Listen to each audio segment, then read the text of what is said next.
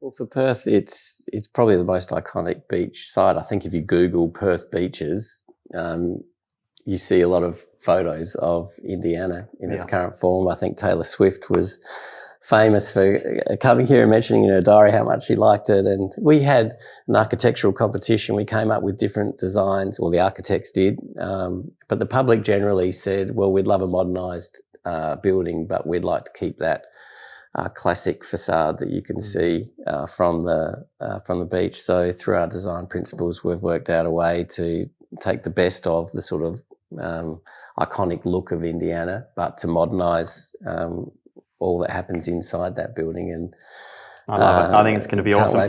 If everything went to plan from here, and I know with these sort of projects, nothing ever goes exactly to plan.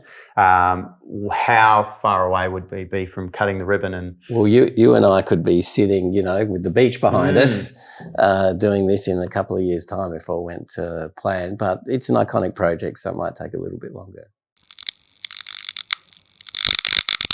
Just a few of your favourite locations in Perth. So, what's your favourite restaurant?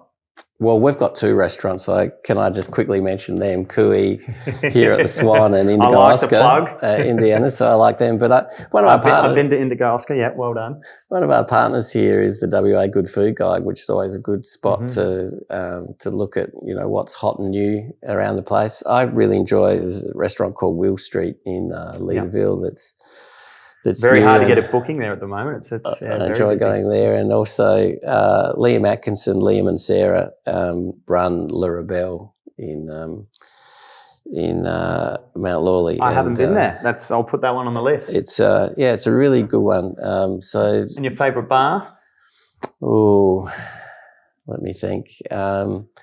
I quite like Foxtrot Unicorn myself in the city. It's got that, because coming from Melbourne, it's got that little kind of basement feel to it. And I think good bars often they're in basements and laneways, hidden away, and all of a sudden it opens up. Little discoveries. Are we going in the right space? Is this door open? I imagine it must be hard as a CEO to be able to. That's a lot on your plate. So how do you manage being able to, I guess, oversee and work with people in your organisation? Well, I think the key to it is to have great people. And so I spend quite a bit of time working with Andrew and Nicola on selecting people for key roles.